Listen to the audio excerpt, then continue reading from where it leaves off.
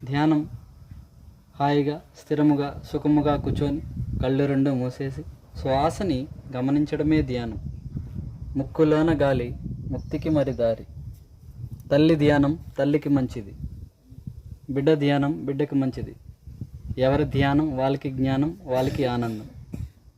ధ్యానం సర్వరోగ నివారణి. తలనొప్పి, కాళ్ళ నొప్పులు, చేతుల నొప్పులు, బీపీ, షుగర్ సర్వరోగాల్ని నయం చేస్తుంది.